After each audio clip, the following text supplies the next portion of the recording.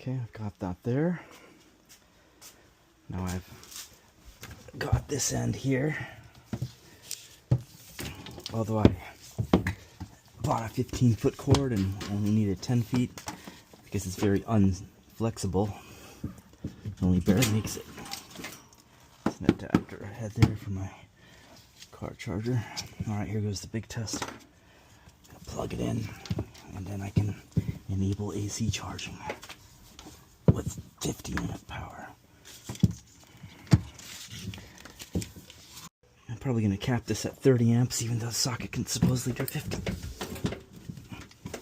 Because why strain it?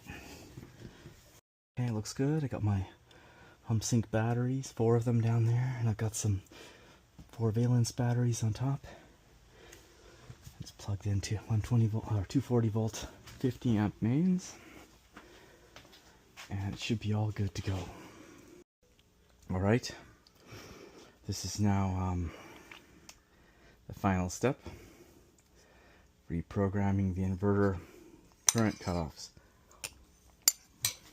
Rewarding myself with ice cream.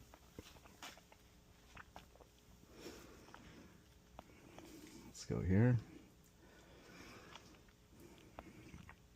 I've got it plugged into a 50 amp mains.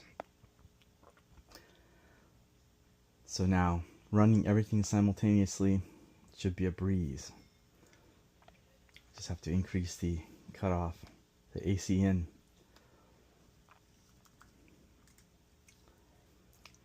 The AC in input. Here it is. It's in general. Okay, AC2 is when I'm feeding from the other Quattro. That should be low power, even though the line supports 30 amps. I'm going to keep that low.